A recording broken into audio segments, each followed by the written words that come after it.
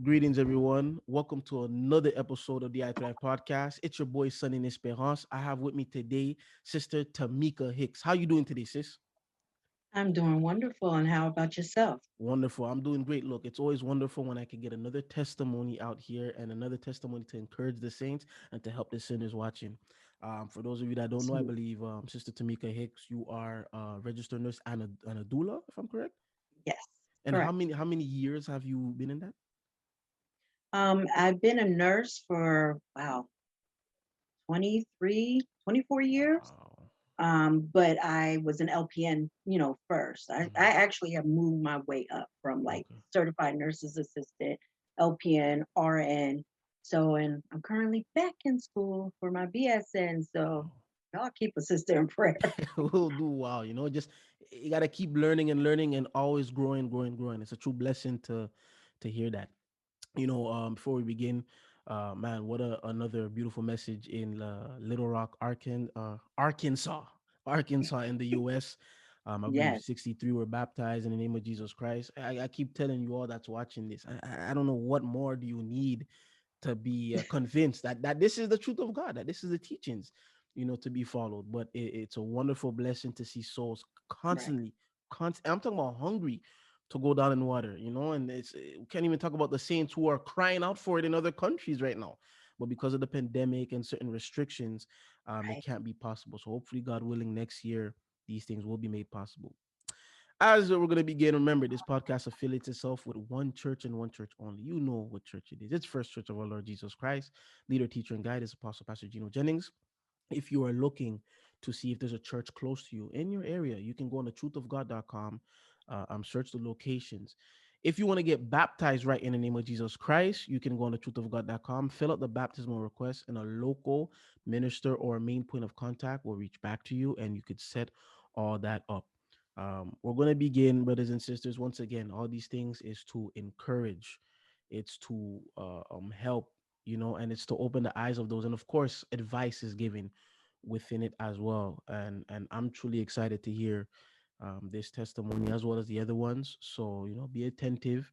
And Sister Timika, I'm, gonna get out the way a bit. And please tell us how did you come into the truth of God? Okay, well, I actually was raised in holiness. My dad, Pastor William Taylor of the New Brunswick Temple in New Jersey, um, he raised us in holiness. Things were very, very strict in our household. So a lot of things that um, we do in First Church, it wasn't difficult for us to transition over to that because we were already doing some of those things. I think the biggest difference was we didn't wear head coverings all the time. We did wear it when we were praying and when we were in church, but we didn't wear it outside of that. And I think the skirt length, like we did have them, past our knees, but it didn't go all the way down to our Mm, ankles. So I want to say that those were the biggest differences that I can think of. Um, when we joined with First Church, we did see that actually people did more things than what we were allowed to do mm, when we were growing up. Um, as far as like, playing sports and stuff. When I was growing up, it was like, yeah, you weren't going to do that. You mm, didn't do the sports. You yeah, didn't go to the movies. You didn't do certain activities because of the fact that, that was deep devil territory. mhm, So, but after a while, I'm going to say back in 2012, um, my dad, he's up in age and he he needed help. He needed somebody that thought the same way, had had the same teachings. mhm, And prior to 2012, we were listening to Pastor Jennings. We were watching him, on the telecast or the YouTube or whatever. And so we knew of him. But around about 2012, it was like, okay, dad really needs to have that support system. Up until that point in time, we fellowshipped with other churches, apostolic and, of course, Pentecostal and that type of thing. But we never stayed long because somewhere along the line, the teachings weren't exactly the same. So, and around about 2012, he had a meeting with the church, and he let everybody know that we're going to join with First Church. Okay. And for me, I trusted my dad's judgment on that. I did ask him. I said, "Are you sure?" And he said, "Yeah, Mm. that's what because I just wanted to be sure, Yeah, And he yeah. said, "Yeah, that's what we're going to do."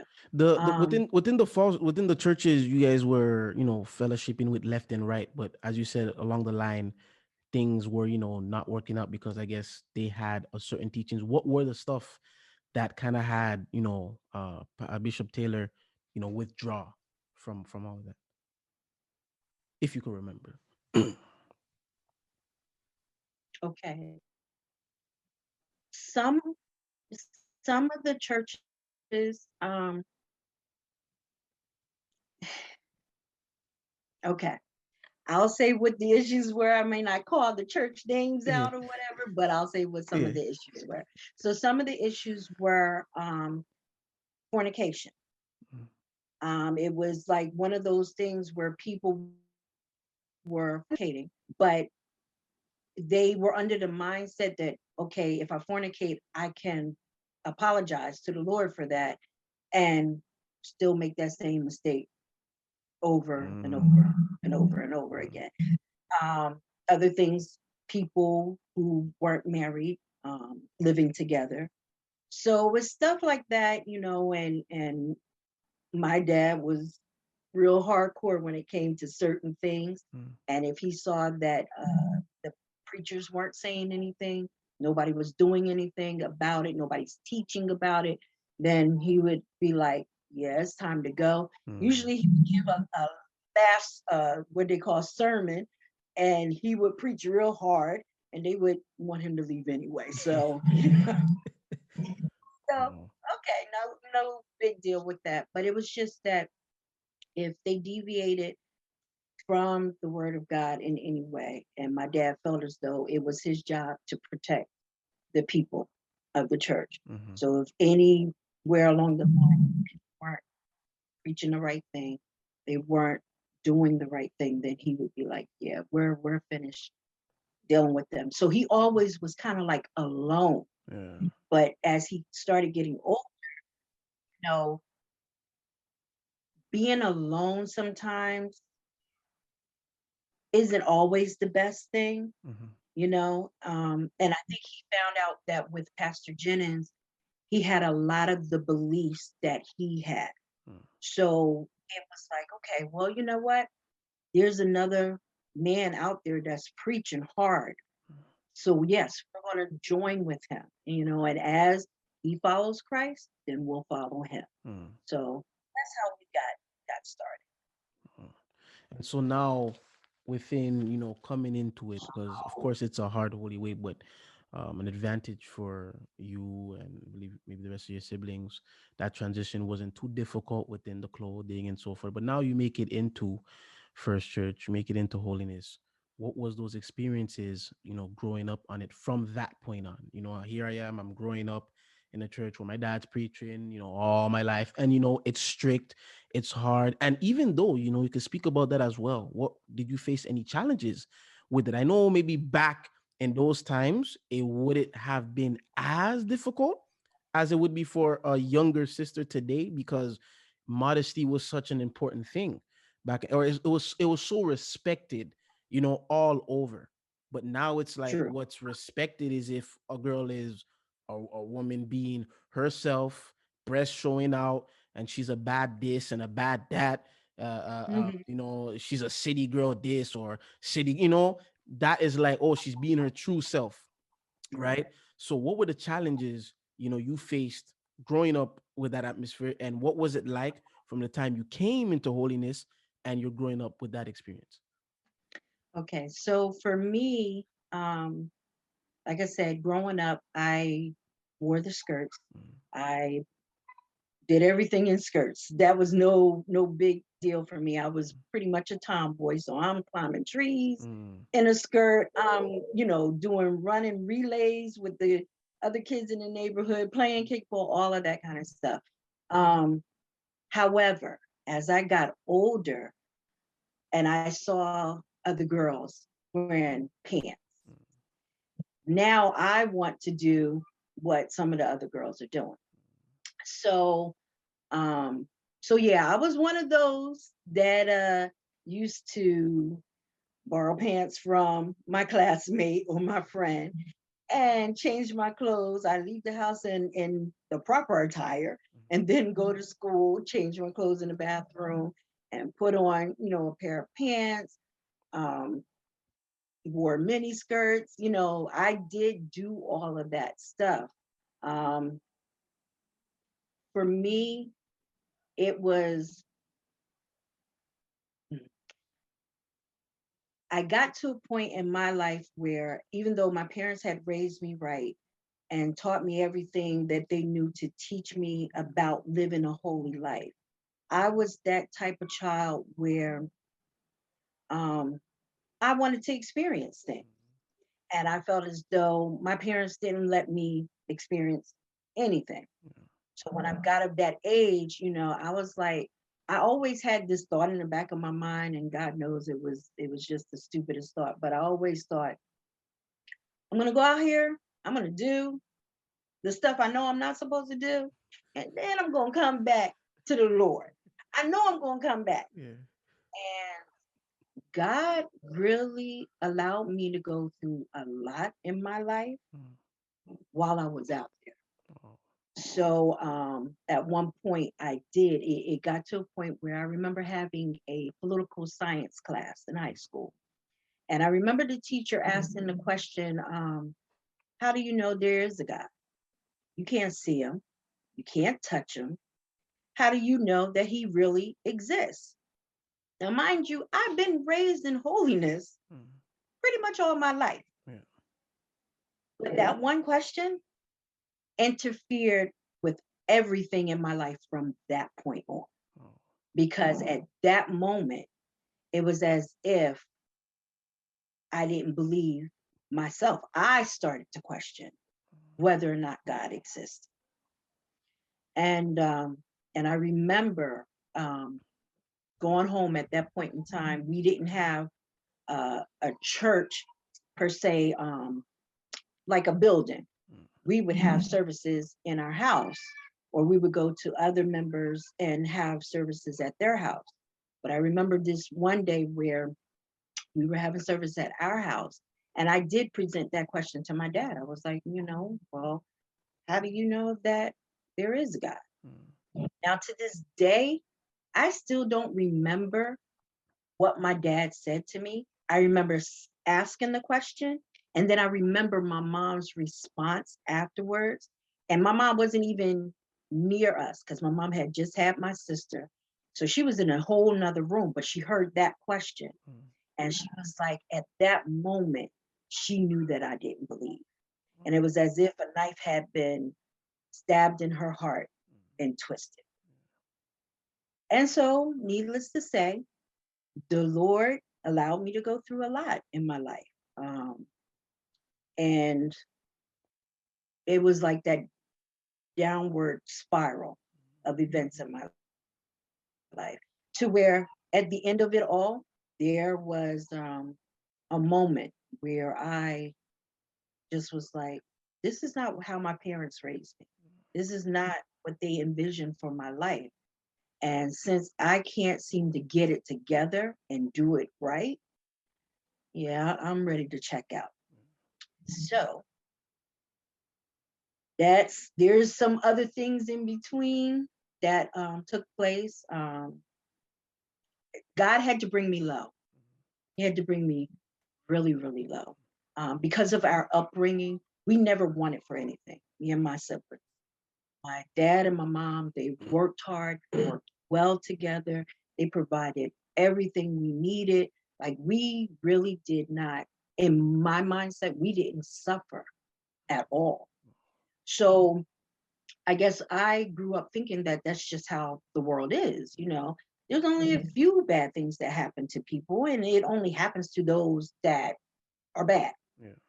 So, but like I said, after that mindset, after that change in my mind about whether or not God existed, things started going wrong. So everything that I had been totally against in my life, I looked down. I'm gonna be honest. I looked down on girls who had sex before marriage.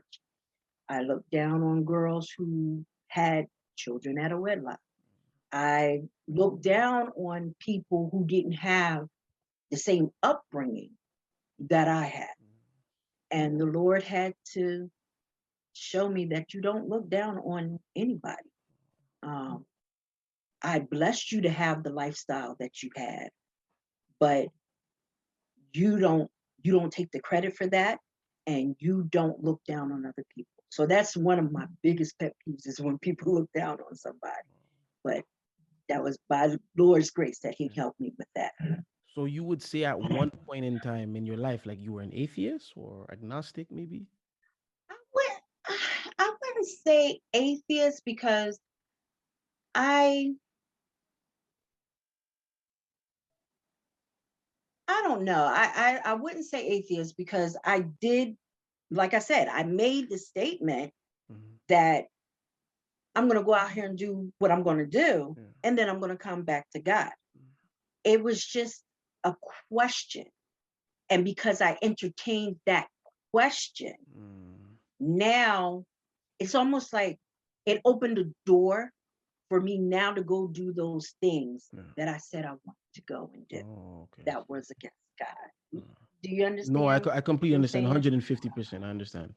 So within pretty much, it's not that you were, you weren't believing in God, not at all. But it's at that point on Right. where, the devil always has somebody who he can use, especially when you're a kid in high school. And Yes. especially when it comes to God's and when you talk about political science, come on now. And at that point on, it's like you having those questions, not simply saying, you know what, I don't believe in God, but as you're saying, Mhm. it's because you entertained it, because you encourage it, but you kept it. Now you're like, you know, Mhm. I might as well go do left. Because listen, mind you, up until that point, I never had that thought. Mm, I never had the thought that God didn't exist. mm, I didn't. But I do believe at that point, because of the way my heart was at that point, that statement of me saying, I'm going to go out here and do what I'm going to do and then come back, I think that was the fuel.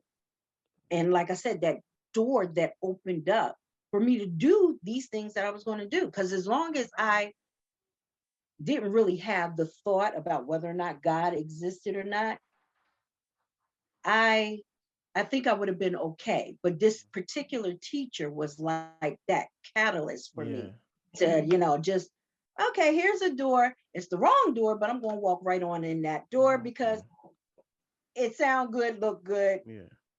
Yeah, And it keep wasn't. going. And kind of emphasize on the because the thing is, a lot of people, especially sinners out there and so forth, they always think people in First Church that is what they do. Look Mhm. down on the person who go through the situations, and sometimes you have those who just come in. I'm talking about just come in 1 week. All of a sudden, they're perfect. They're gonna start, putting this one down, putting that one down, and that one down. So emphasize in terms of, of course, within the experience you have now and the knowledge you have now, um, how important it is for you to realize to not to look down on that brother, not to look down on that sister, fornicating or had a kid out of wedlock, or just somebody coming in, just to hear the message. Oh, look at it. Because for me, I grew up, in a old fashioned Haitian church, and it's like that person, the way you look, it's already judged. Already, Right, oh, why are they wearing this? Huh? This how they come to church. That's all they see. And now right. when you do that to someone, it's like, okay, why do I even come here? You know? So in terms of what you know now, what experience and how important is it for you to say, man, I should not look down on so and so? it is very important for me not to look down on people. Um, like I said, the Lord brought me down very, very low. And because of that experience, it helped me to have a better appreciation for those lows and understand that we all come into something in our life that isn't the best. Mm. It's just not the best. You know, we might have been raised right. We might have been raised well and had everything that we were, what we thought we deserved to have. Mm. But there are moments where you're going to be brought down low, you're going to be tried in some way, Mm. and you still have to be able to rise up above that situation. Yeah. And I think I want, especially when it comes to women, um, I want them to understand that we all have done something or done some things Mm. that we should not have done and that have caused a lot of damage in our life, whatever it may be. I want people to understand that no matter how low you get or how bad you think the situation is, God will always be the answer for you to get up out of that situation. And because of the fact that I got so low to the point where I myself was suicidal, Wow. it's important to let people know you do have hope. Mm. You do have a chance, but you got to go about it the right way. Yeah. Um, for me, I often think about that moment where I was suicidal, had everything planned out, life was not going right at all, and at this point in time, I actually went missing, Mm. and nobody knew where I was. Mm. My mental state was in jeopardy, but so was my spiritual state as well. And I went missing. Nobody knew what was going on with me. My mom, of course, she can't reach me, so she's praying. Mm. She's fasting and she's praying. And she's like, Lord, I don't know what's going on with her, but whatever it is, Lord, just keep her mind. And I didn't want to talk to anybody because I felt like I already knew what everybody was going to say. Yeah. Yeah. I knew everybody was going to say, it's okay. This will pass. Things will get better. You're just going through a rough time right now. They would tell me all of that. But I needed to not talk to anybody except for God. Yeah. And so I remember the night in particular. Um, to be honest, I had started, it was after I had actually my twins. After I had my twins, I was at first I thought I was going through postpartum depression. Mm. And so of course I was going to the doctor and I'm asking the doctor, look, I need something to bring myself up out of this. Yeah. But every medication they gave me wasn't working Mm. until I got the one medication. And this one medication, and I am going to call its name, was Prozac. And this particular medication made me numb to everything to the point where if I was happy, I couldn't even, I couldn't show you I was happy.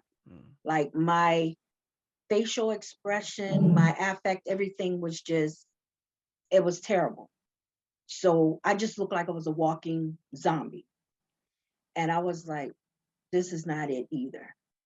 I was like, I need to feel something. So I stopped taking that medication and I had a whole bottle left. So this particular night I said, you know what? I'm done. I'm I can't do this anymore. Mm. This is more than I can handle. And I was like, I'm going to end my life now. Mind you, I'm talking to the Lord in the midst of all of this, and I'm saying, my parents didn't raise me this way. I'm out here acting a fool. I don't even know how to get myself back on the right track. Mm. And then I'm like, and then on top of that, Lord, why would you accept me to get back on the right track?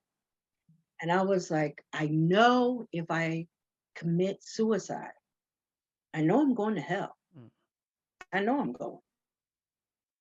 I said, but right now, I can't deal with this life. So I had the pills in my hand. I remember distinctly, it's raining outside. I got the pills in my hand. I'm just going to just down them all because I know it's going to do the trick. And I just said, whatever you had for me to do, Lord, I can't do it. I said, I'm sorry. I said, but I can't live like this anymore. And I said, I've tried everything. So, mind you, I'm crying. The rain is falling heavy on me. I'm outside. I got these pills in my hand. And I'm saying, and so I happen to look up in the sky because I'm talking to the Lord. And in the sky, it's almost like I see a movie reel where I see all my children because I have children. And I see all my kids, they're all smiling and laughing and they're all happy. And then it's like another scene comes up in the sky Mm. and I see all my kids crying. Oh. And I'm like, and I knew they were crying because of what I'd done. Mm. And of course now I'm bursting into tears and I was like, I can't do what it is you wanted me to do, Lord. I'm sorry. I've tried everything. Mm. And at that moment, I know it was God who said, you've tried everything but me. Wow.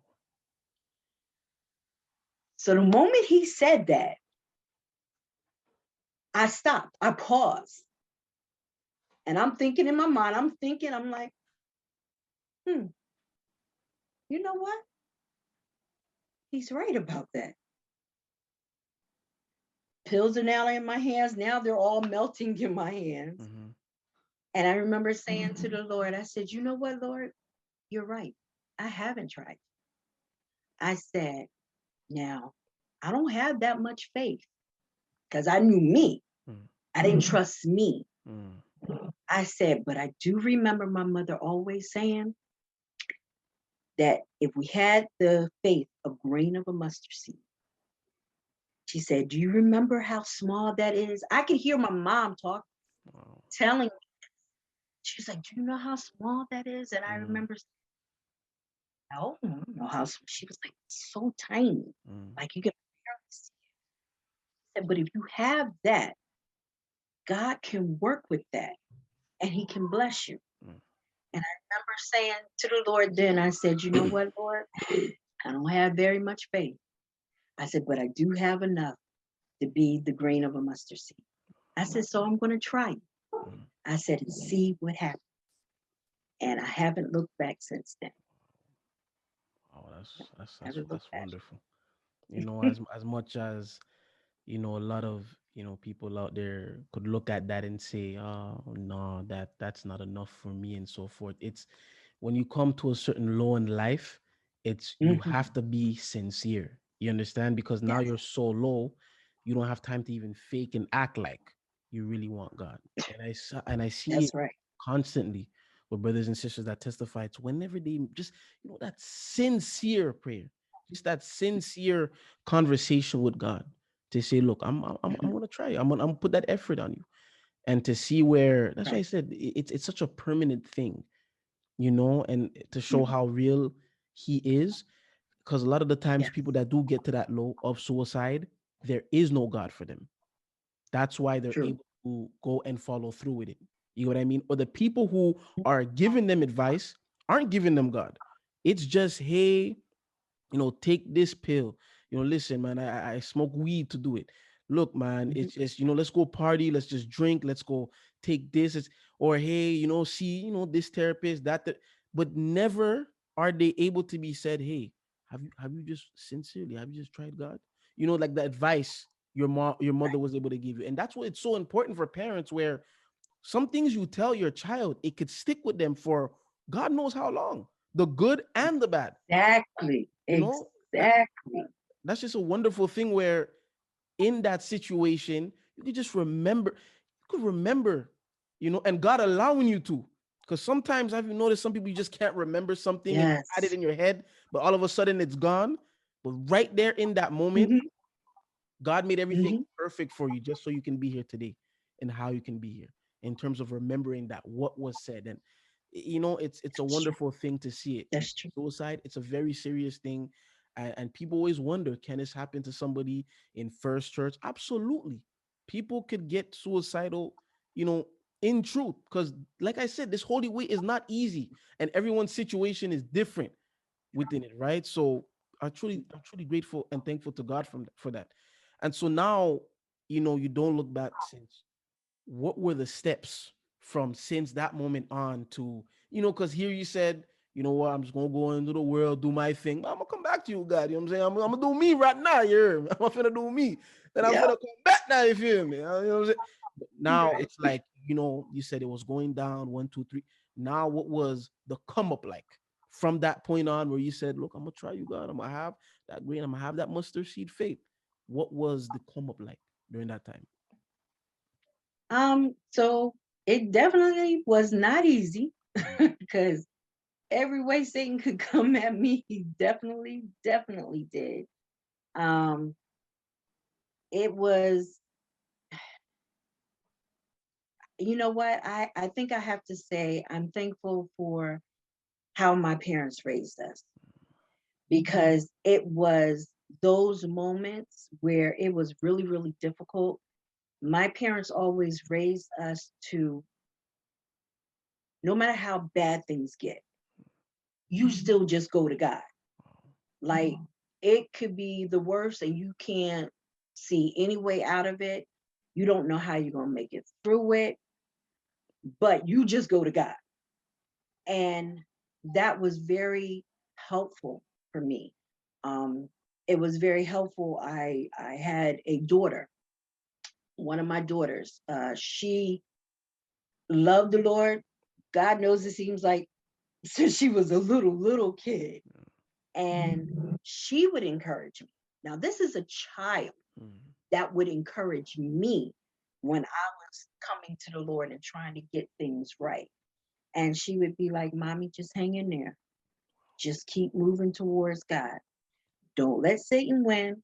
Don't let him. And of course, I had my parents, of course, who would, um, but it was, I want people to understand that you're going to go through something. Satan had you out there for a minute. So when you come um into holiness or you come into wanting to serve the Lord, it's not going to be easy. Satan will never ever make it easy for Mhm. you. He doesn't want you to progress in any way, shape, form, or fashion when it comes to the Lord. Mhm. So he'll use whoever he can.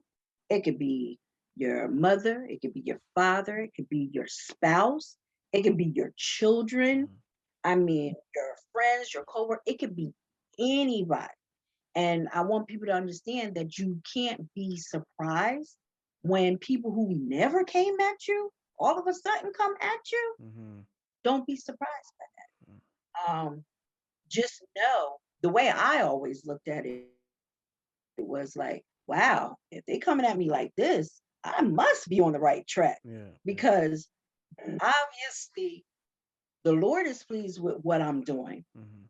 But Satan, of course, doesn't want me to continue to Mhm. do this. Absolutely. So fasting and praying was big in our household growing up.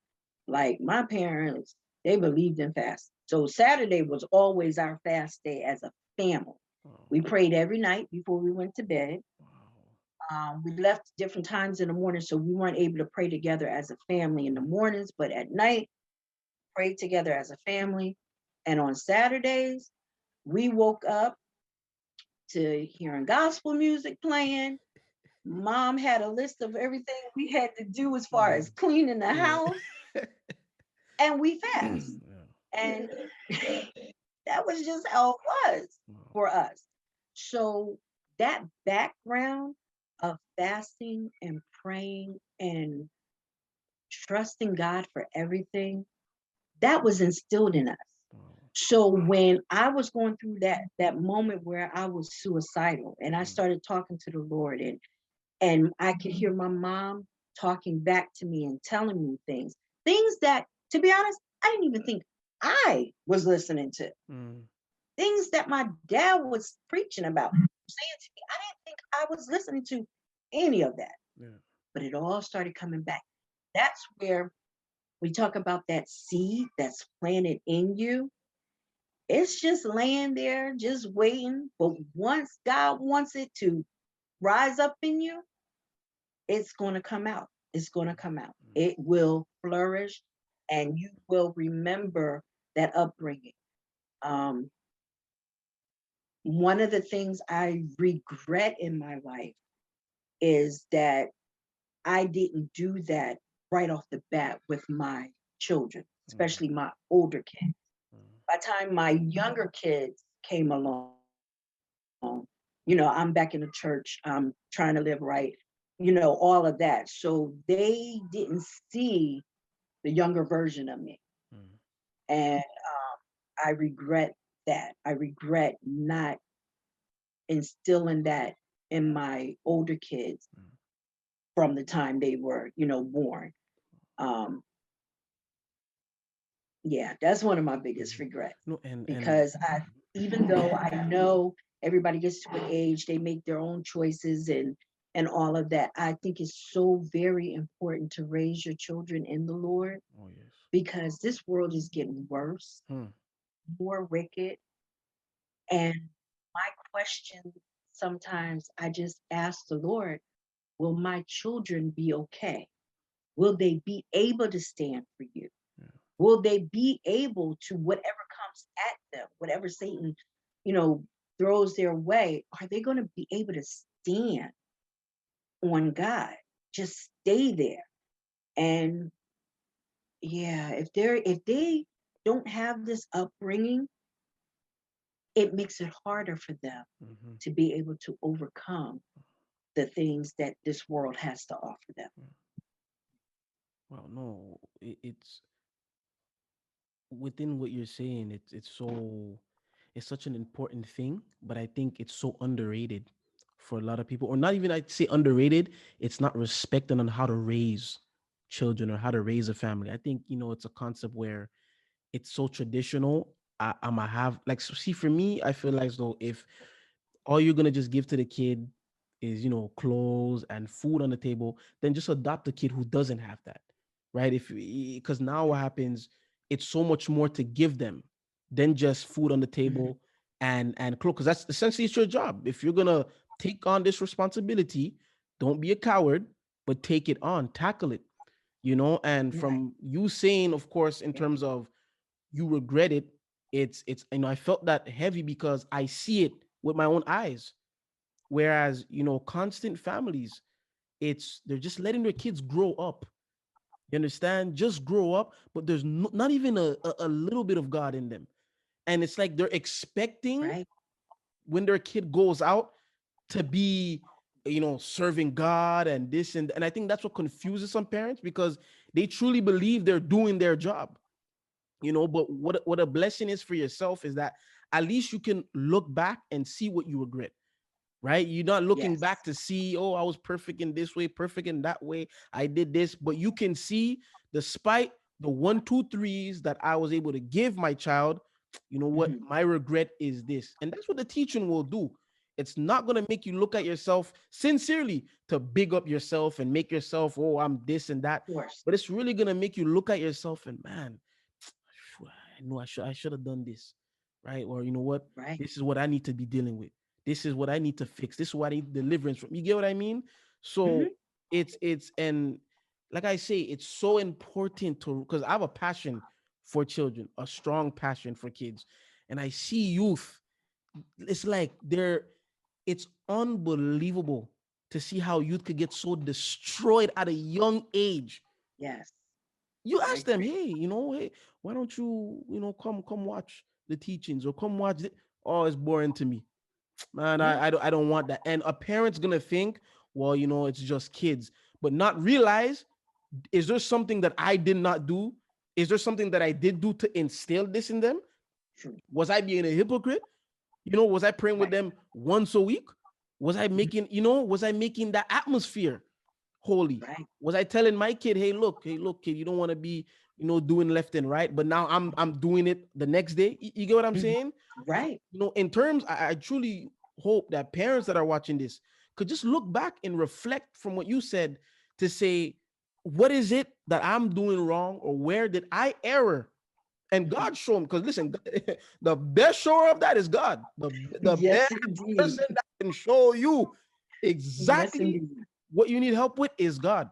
So I truly hope Definitely. that parents that could be watching this could really go back and reflect and ask themselves the question: how did my kids become so and so? Why is it that my kids, they're not attentive, or they don't even have, like, how can I say this? They don't even have a passion for truth Right. just to come in, like they just don't have that care there.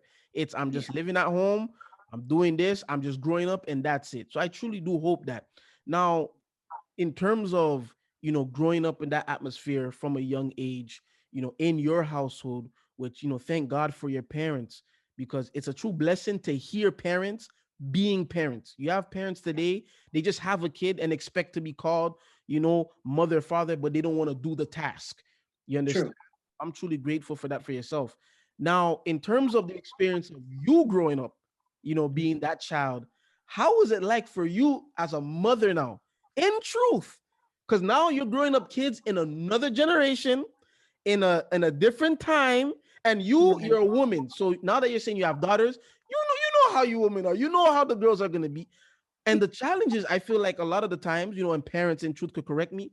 I believe so. A lot of parents feel like it's more challenging raising daughters in this way than sons at times. Some of the ones I spoken to, I don't know for yourself, but some of the ones I For, spoken, they found it a bit more challenging for in that aspect. um, for me, though, it was more challenging with the boys. Wow. Mm. It was more challenging with the boys. And I do thank the Lord for that. I'm gonna be I'm gonna be very honest. Um, my daughters, of course, you gonna have them try you sometime. Mm. Um, but I'm thankful to the Lord that that was like minimal Mm. experience. Yeah. Because I don't know how I would have handled that. Yeah. But it was my boys, my older sons, that were more of the challenge. Mm. And like I said, even though I regret not bringing them into the truth earlier, I sometimes we sit here and we get so upset about the things that happen in our life or what we see happen in our children's lives. And this is probably going to get some people upset. And you want to be mad. You know what I mean? Mm. Like you may want to be mad at the world, you may want to be mad at their father or their mother because they're acting just like them or acting just like this or whatever. But one thing that helped me during those times with my sons um, was the fact that God always brought it back to my remembrance of some of the behaviors that I engaged in. Mm. So when I would call myself upset about the circumstances or the situation, the Lord would let me see, yeah, but you did such and such. And I forgave you for that. Mm. And I helped you through that.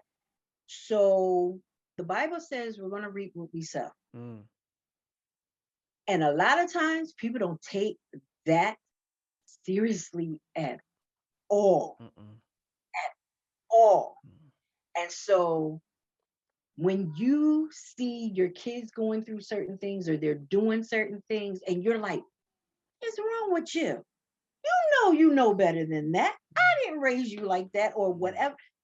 You come at them hard. But then you got to remember, yo, you did do some of these things.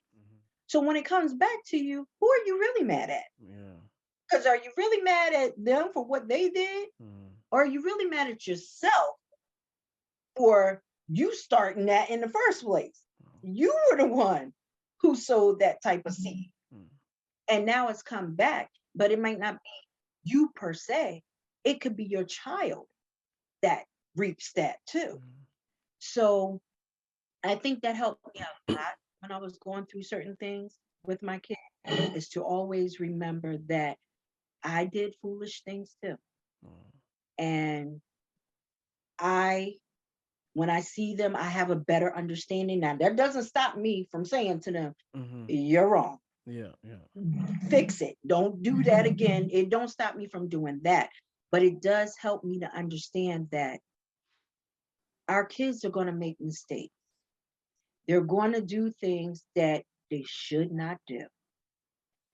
I believe in talking to kids. Like my husband wasn't that one. He was like, yo, they did wrong. Let's get that behind real quick and let's move on. Yeah. I was more of the talker. I'm look, I may beat you behind. I'm gonna be Mhm. honest. I might get that behind, Yeah. but I'm gonna talk to you first because I Yeah. need you to understand Mhm. why I'm coming at you like this. Yeah. So I was the talker. And I think I started doing that because I remember, God knows, I used to get so many butt whoopings. I was just so Mhm. hard headed. my mom, my mom would let us have it, Mm. but she didn't believe in talking. You know, that's old Yeah, school that's old parents. school. No, Yeah. let's deal with I'm gonna get you to do this. You know you did wrong. You just gonna get Exactly. this butt whooping. Yeah. But I felt sometimes maybe if she had just talked to me, Mhm. so I say that. Yeah. But that was how I end up becoming that type of person. Mm. No, I need you to understand why you're getting in trouble and why you need to fix that situation, and then proceed to do what I got to do. Not every parent is going to do that. Fine, you do what's best or works best for your family.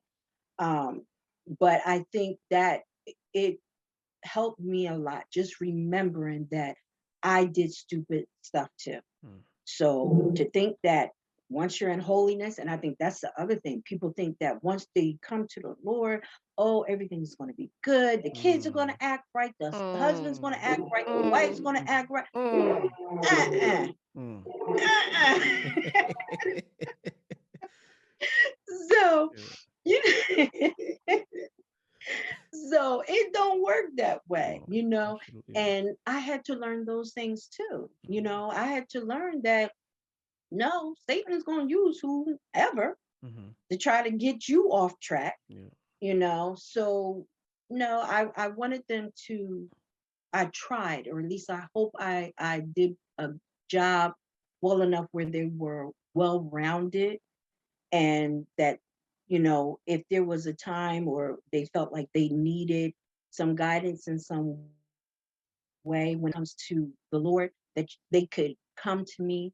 I love the fact, and I know this is not part of it yet, but I love how Pastor Jennings talks about real life. Mhm. He talks about real life. Yeah. And a lot of parents don't talk about real life. They tell their kids, don't do this, Mhm. don't do that.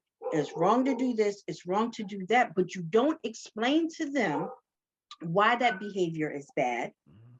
And give them you don't give them the tools they need to think about what it is that they're getting ready to do.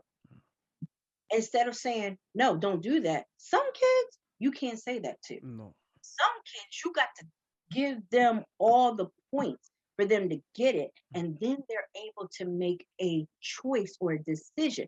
Once you give them all the information and then they choose to do whatever, if they chose the bad decision, then you know what, that's on them. But as a parent, if you gave them all the information they needed, then you know that you can say, well, I gave you all that I knew. I tried to help you. If I don't know something, I'll direct you somewhere. And that's one of the things I love about Pastor Jen is he talks about real life. Yeah. Yes, you're supposed to do this, but this is why you supposed, because God says this, this, and this. I love that, and I appreciate that.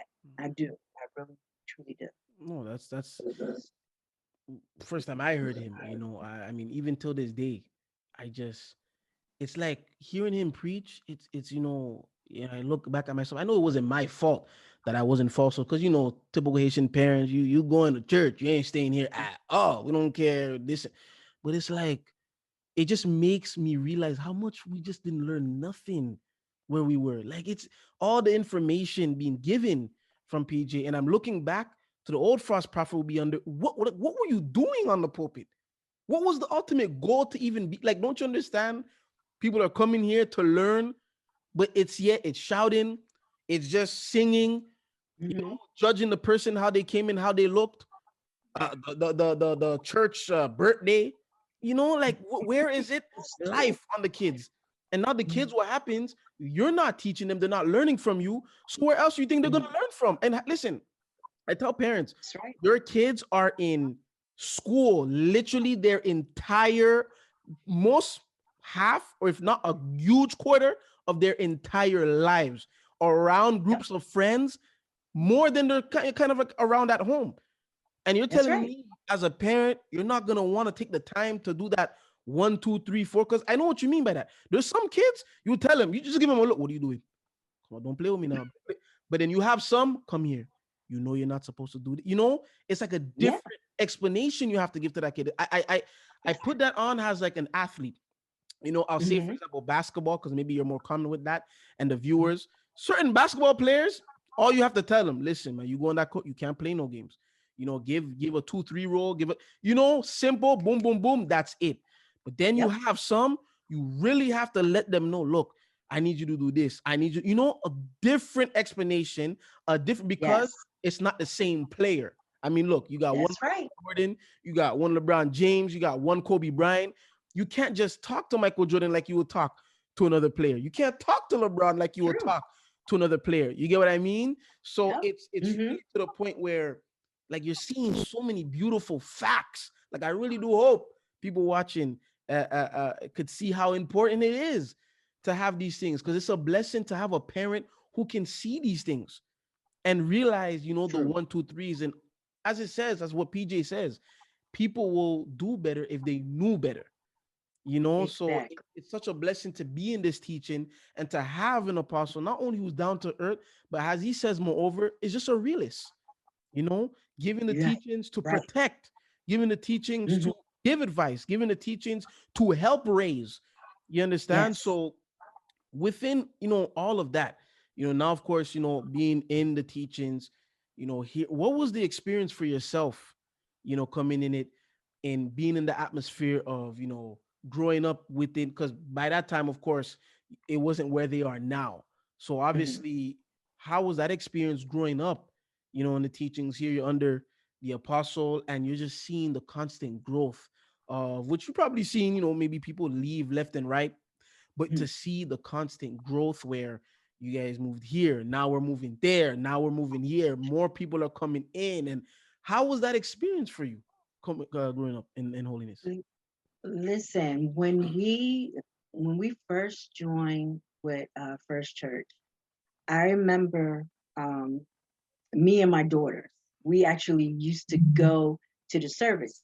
We didn't talk to anybody. We were kind of, quiet, Mm, stayed to ourselves and everything like that.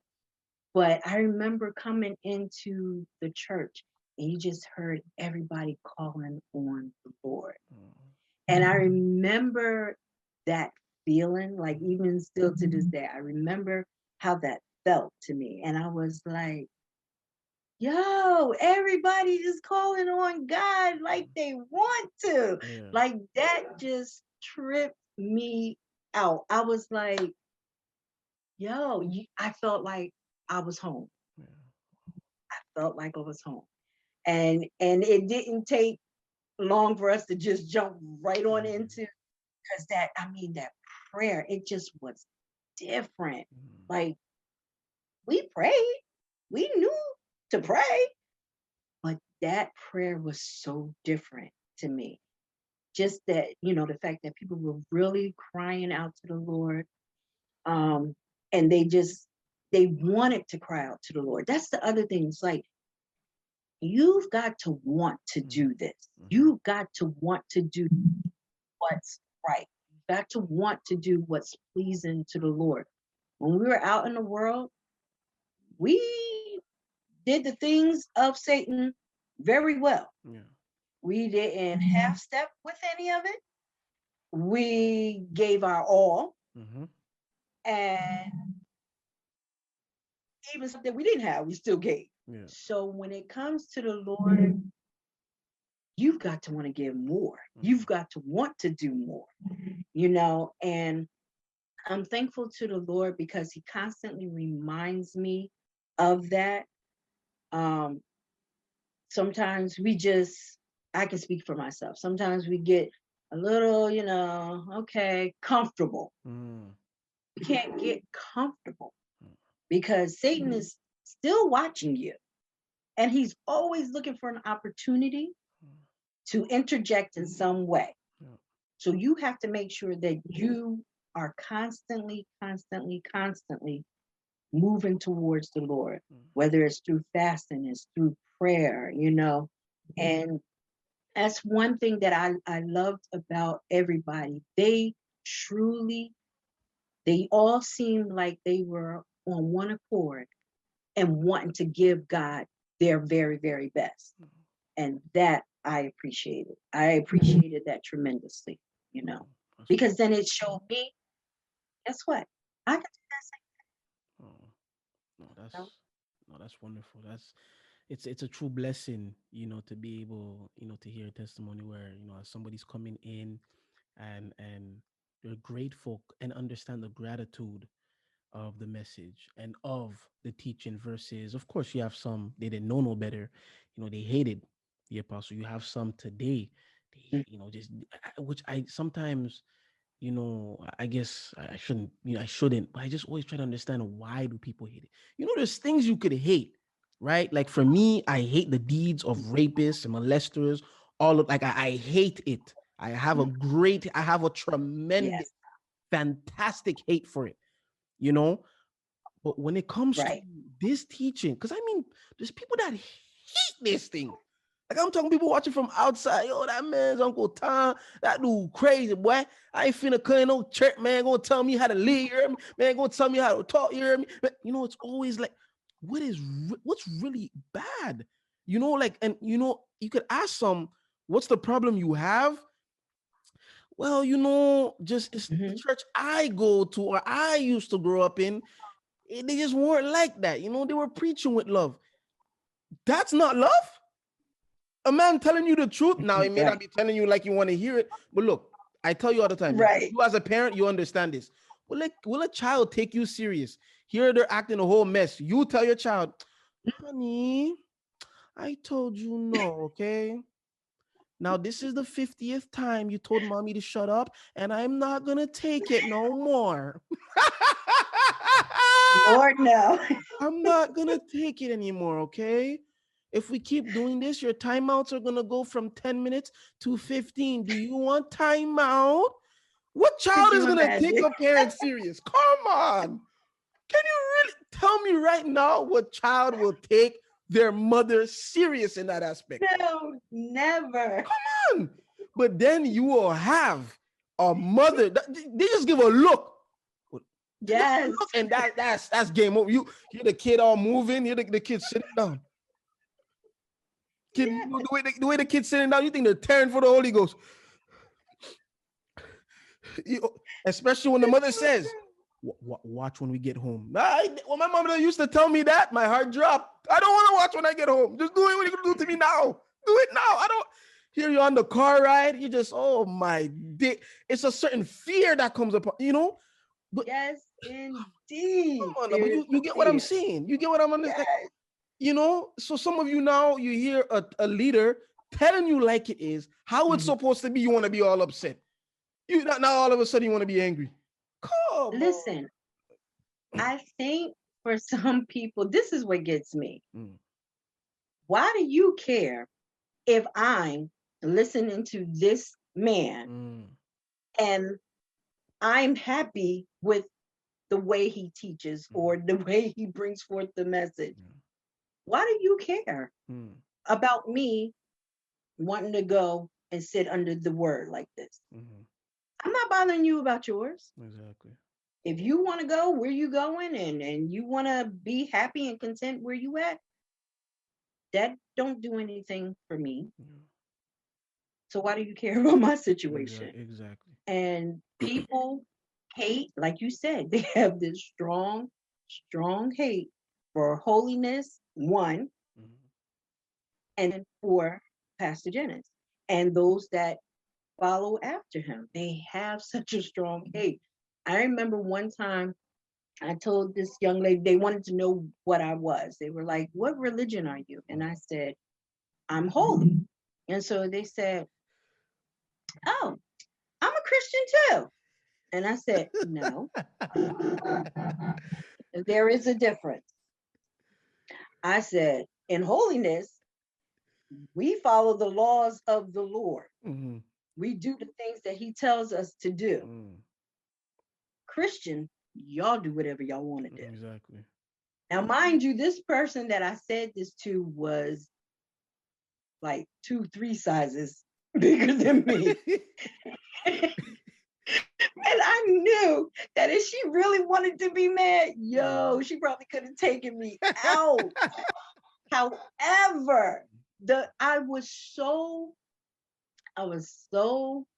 annoyed with the fact that she thought that, oh, we the same. Mm. Nah, sis, we not the Right. same. Exactly. We not the same. I just heard you curse somebody out. We not the same. So I need you to be real. I need you to understand there is a Mm. distinction. And that's not me thinking that I'm better than anybody else, but I Mm. don't want you to be confused Yeah. about Yeah. what I say I am Mm-hmm. and what other people say they are. Yeah. Like I said, I don't care if that's what you want to be, that's how you want to live your life. That's on you. Mm-hmm. But I don't understand why so many people get so mad at us for wanting to wear the women wear the long dresses and the long skirts, Mm-hmm. wearing the head covering. Why do y'all care Yeah. that we're doing this? Exactly. You know? And I think that's probably the one thing that baffles me Mm. the most about people. It They get affects them a so lot. worked up Mm-hmm. and so overheated over it, Yeah. you No, know? it affects them a lot. So It's like, someone just trying to strive to please God, actually trying to strive. It's almost they don't have like a respect for it, but they have a hate. It's trying. someone that was serving the devil, all out serving the devil. Oh, it's all complete normal. It's Hmm. complete fine, left and right, juby, juby, gooby, gaba, all of these things. I think what, really, I remember one Yes. time I was at a job, a few years ago, and there's these, Christmas bonuses, holiday bonuses. But of course, God had to give it to PJ to preach on it before I got the bonus. But he had to preach on it. God just He had to just give it to had him. to. Oh, he just had to. Could have just took this check, That's cashed it in, bought something quick, and then heard it afterwards. But oh my days.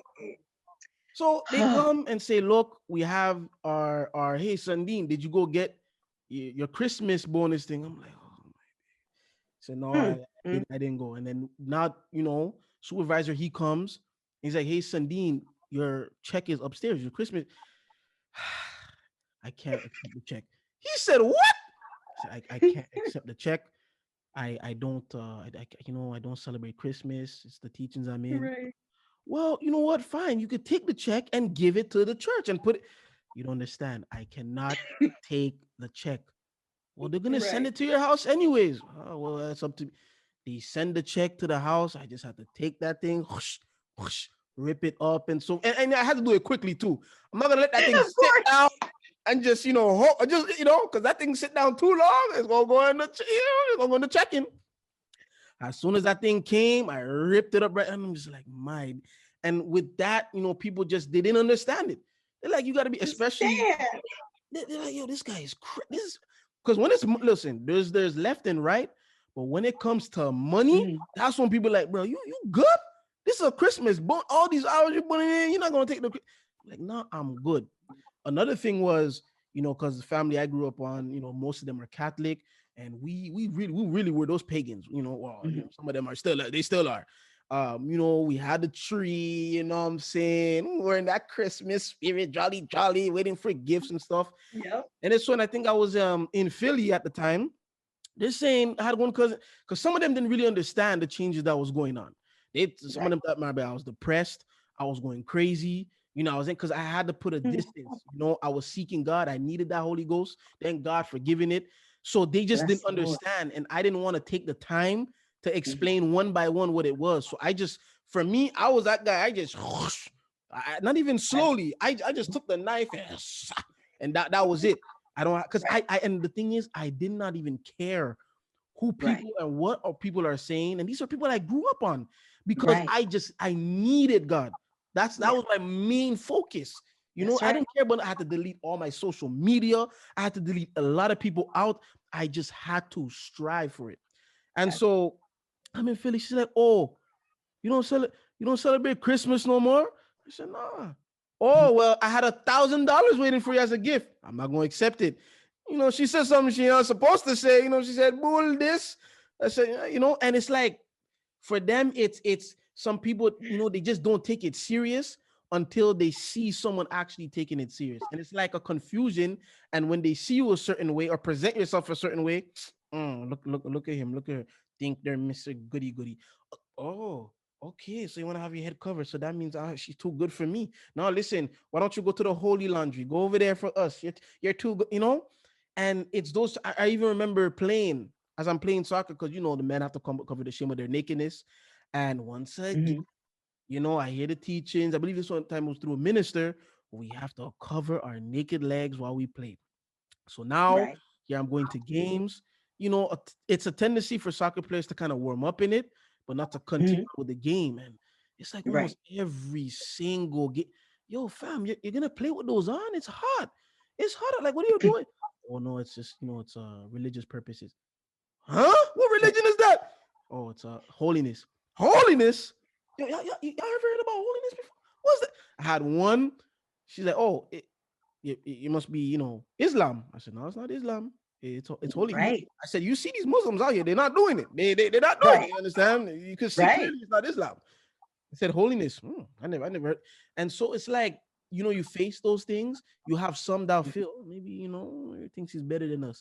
But then you have those that, respect it and that could see, wow, if he's really True. following real. Yes, do they keep eyes, on you? Yes, you're gonna get tested more. You can't do Mhm.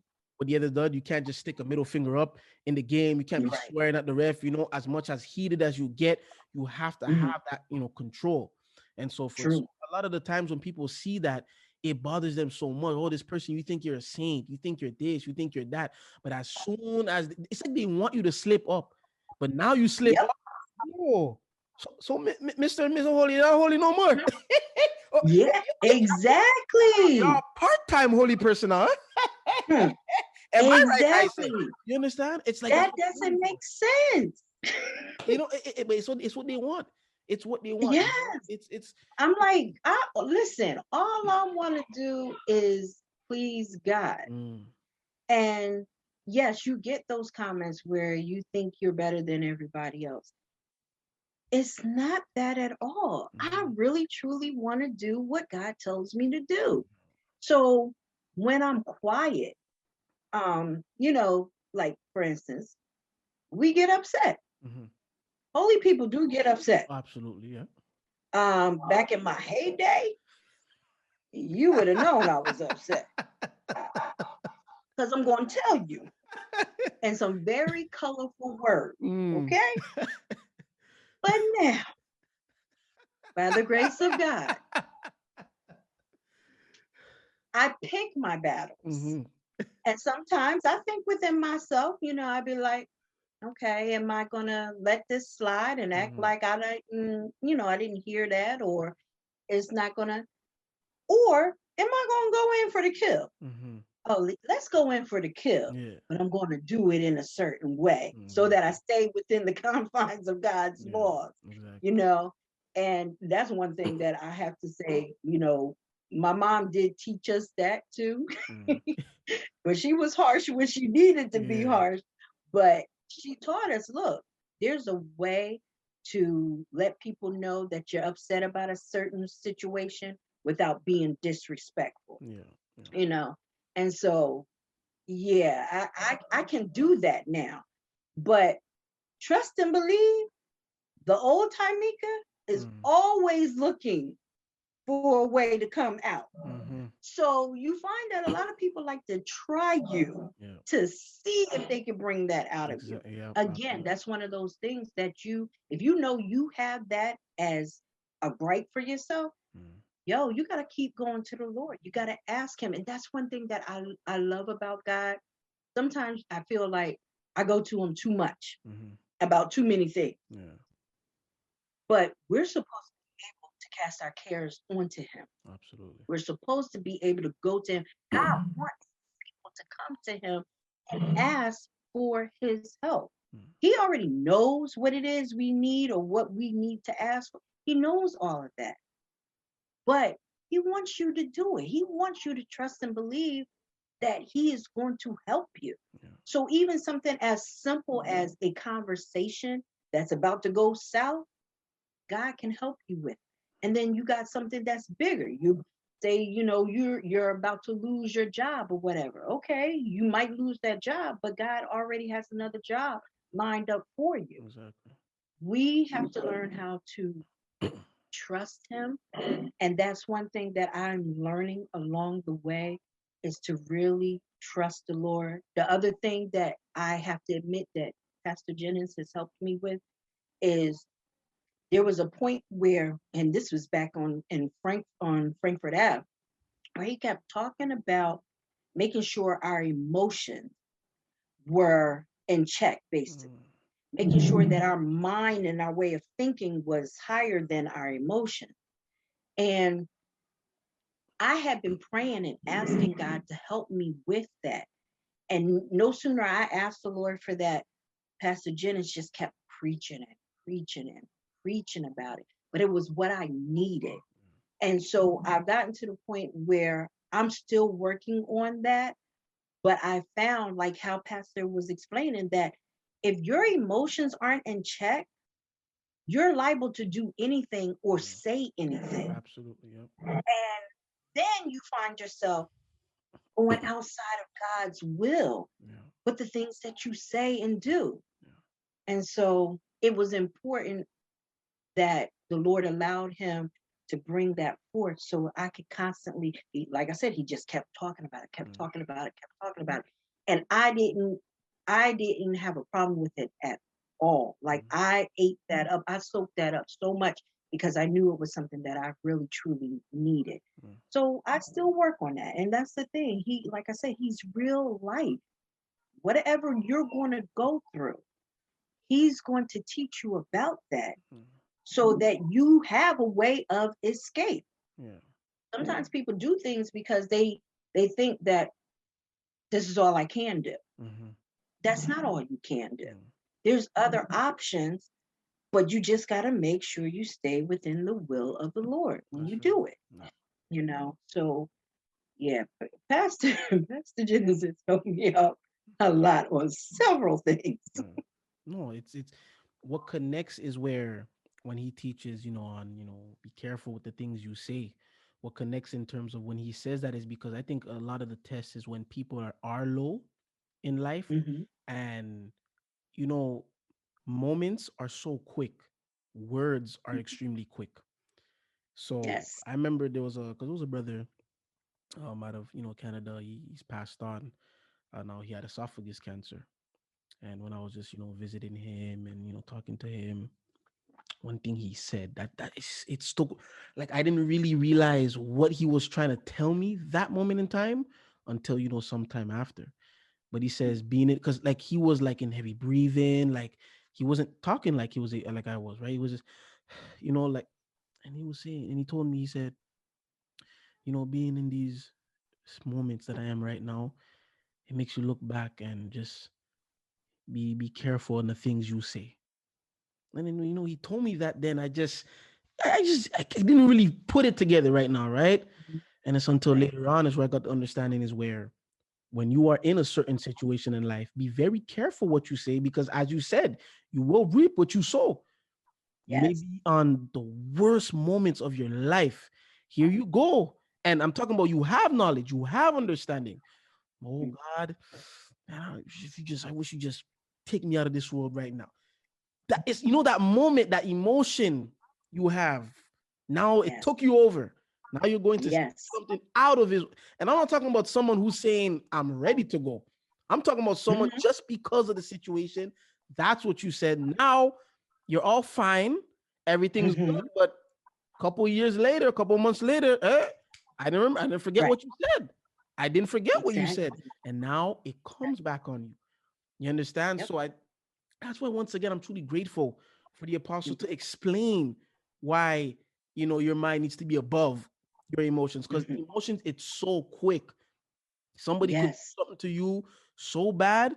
Hmm. Ooh, the things that come up of what you can say, of how you Right. can act, or what you can. It's so fast.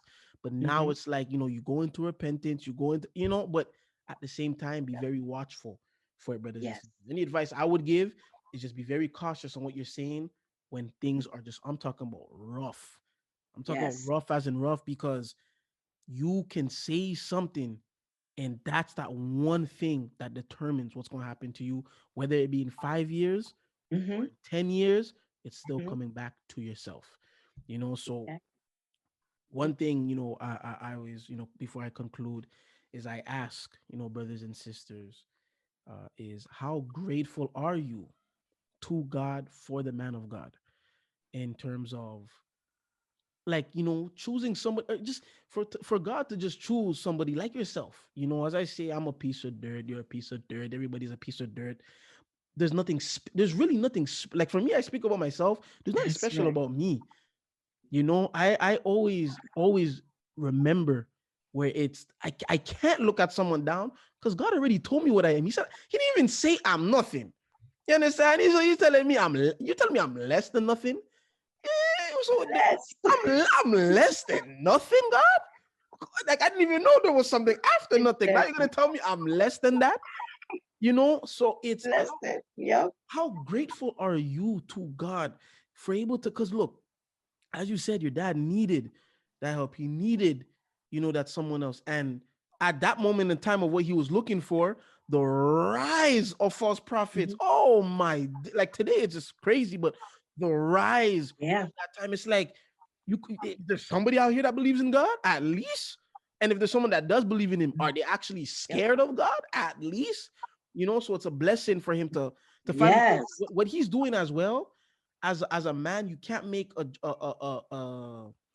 decision based upon that feeling, right? Because right now I'm about to Hmm. go follow somebody who's about to lead souls.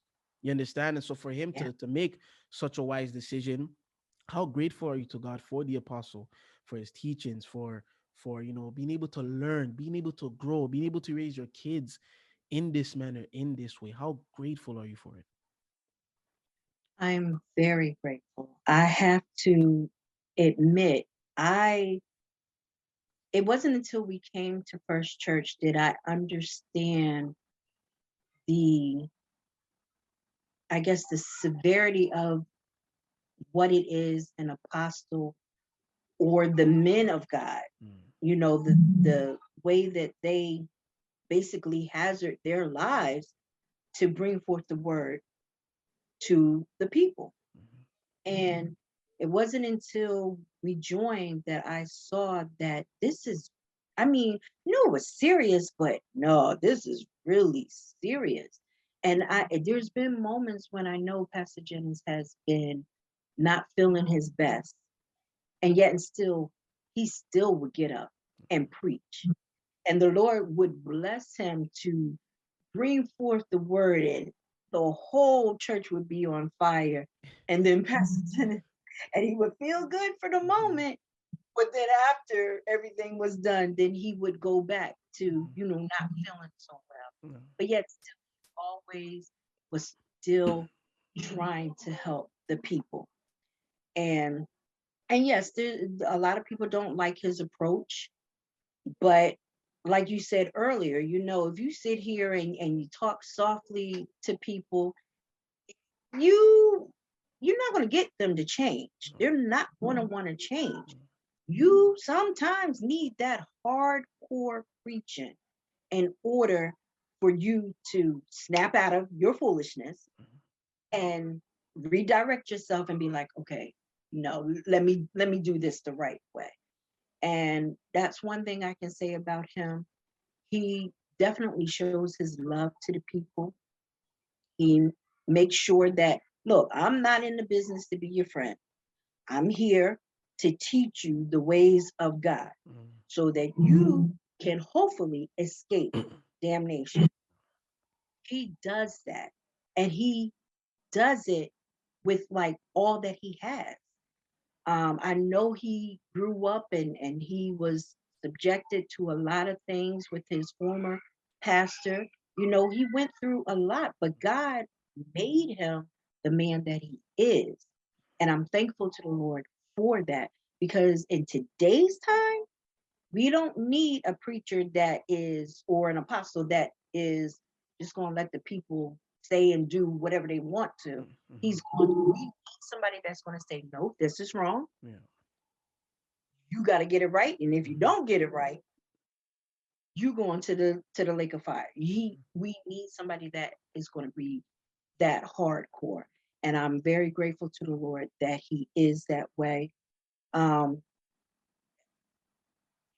like I said, I stand in awe a lot of times on the things that he does bring across the pulpit because it seems like sometimes it's as if he was standing in my house, heard whatever conversation was going on in my house, and now he's preaching about it, and sometimes it's good and I'm okay, and sometimes it's not. But at the end of the day, you still got to say amen to Amen. it, okay? Sometimes when he brings forth things and it don't always sound like I want it to sound, then later on I'll be like, okay, now Jennings, now what? Now Exactly. what am I Yeah. supposed to do? Yeah. But I'm very grateful to the Lord that he has made him the way that he has. I'm grateful to the Lord that he believes in staying on that path of God and that he's not going to allow anybody to get him off course. We need that too as a people because we need those examples. We need that. Um, Holiness, it's easy to do wrong. It's hard to be holy, Yeah. you know. So Absolutely. I'm grateful to the Lord that he is the way that he is and that he does preach the way that he preaches.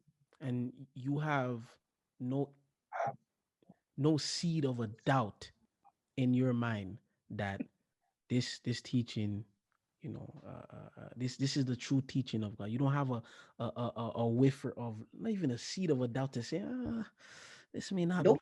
You are 100% sure that God is in the truth of God. You are 100% sure.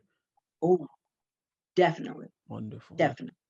Uh, Definitely. you've heard it, brothers and sisters. You've heard it. Those of you watching, sis, thank you very much for taking the Thank time to you. come on. And this was a lot of, you know, this was very good.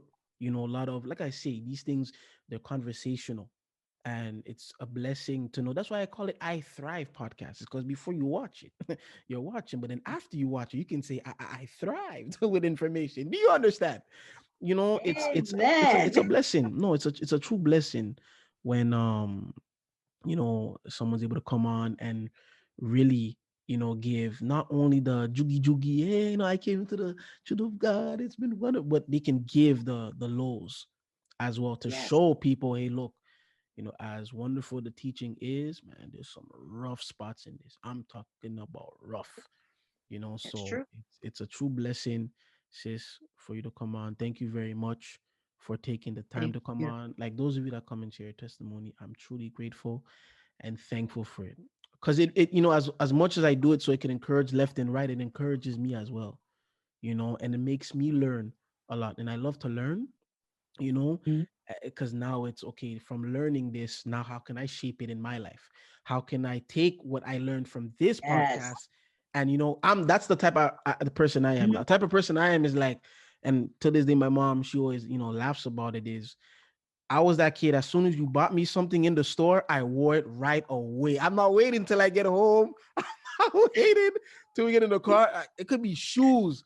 My mom's in the Right. box looking, thinking she forgot the shoes. She said, "Where the shoes? Oh, it's on my feet. I'm wearing it already. I got you. I got you." Whether it be clothes, I take that clothes and I put it right on me right away. You I know, like it. got so used to it where it's like this kid is crazy. You can't buy nothing. Like she not even put her credit card in the machine. I already got that. Right. Come on, take the tag out, miss. Hurry up, take the tag out. This is mine now. So it's as I'm with that with the clothing and so forth, I'm like that with information as well. I do what I can to apply it right away, but very slowly. Not to Right. like try to run with it. And now I'm running with it. Now I'm, Mhm. I'm going in the middle of nowhere, but really to apply it Right. slowly and see where, man, now I could, okay, I get what sis is saying with this. I get what she's saying with that.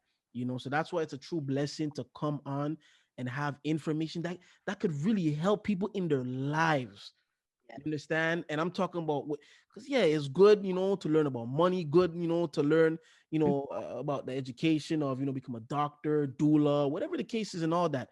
But at the end of the Right. day, the thing that's in common with all of us, we have a Mhm. life to live, right? And That's so right. if I can get good information to help me Yes. and to help me sharply and to Mhm. really help me in a unique manner with because a lot of times people are unique in their family True. because they're the only ones in truth. It's not like a Right. bunch of people around where they could you have some as much of a blessing your parents were to you and as much of a Mhm. blessing you can be to your kid. There are some people they wish they weren't even born with the parents they had. Right. Like, cause all the experience they had, mom was either on crack or dad was hitting her or dad was doing terrible experiences. So it's a True. blessing to hear this and where some could have and understand where listen, raising a kid it is serious. Yes, it Raising is. a family it is serious. It's a position you're in. I just want parents to stop thinking it's not just about the feeding, the putting the clothes, the paying the bills. These are duties at hand, but there's so much more than that. So much more, and at the end of the day, you have this kid with you literally all the way up to 17, 18, if not before that, until they, go to school, go away for school, or whatever it is in their career, go left and, whatever the case. Yes. So it's so important to make sure that they have all they can have, especially with a teaching like this. Mhm. Take advantage of it the right way, meaning to That's get the right. food in you and to apply it, to do it in your life instead of taking advantage where it's there and you just kind of like, I'm gonna brush it off over here. I'm gonna brush it off over there because Yes. that's one of the most dangerous things I believe. That's so true. But So true. brothers and sisters, you heard it. Don't forget to like, share, and subscribe. Share this. Listen, share the thing I love about this as well. You could share it with anybody. You could Yes. literally share it left. You can share it right. If this is not good information, if this is not knowledge, I don't know what is. I don't know what is. You all could listen to a bunch of celebrities who got divorced, this and who having that kid, and Yep. who's doing left and right, and these people don't even care about you. They don't even know you Nope. exist. All That's they want right. to do is just a follower. Yeah. So it's a blessing to be able to have information like this. Thank you very much for listening. Thank you, sis, for Thank tuning you. on. Remember, this also don't forget brothers and sisters in prayer, some that come to mind. Don't forget brother Sam Zena, who has I believe stage 4 cancer. Also Bishop Taylor, who has I didn't know this was her daughter. I know now. But keep him in prayer, as I believe he's sick, brothers and sisters. And so of course keep one another in prayer as always. Keep the apostle is in prayer. And like when I say keep Definitely. it in prayer, I'm not talking about on some flimsy way. Really sincerely keep him in prayer. He needs Sincere strength. prayer. He's getting older, brothers and Mhm. sisters. He's getting older. He's not getting younger. So keep the faithful ministers. You understand? Not keep them in prayer as well. Just the same minister Williams as well, doing all the because being playing and stuff. I understand the left and rights of traveling. Yeah, me the fact that I'm hearing him going left and right, boom, just one flight enough is for me. My ears are ringing, my butt, the all Yes. over my body, and you're telling me he's going back and forth. Yeah. No, man, not. Thank you, Jesus, for not making me an apostle. Thank you. Thank you. It's not easy. It's not Right. easy. It's You know, not. so keep them in prayer sincerely. The apostles, the faithful ministering brethren, and one another, and those who are sick. Thank you for listening, brothers and sisters.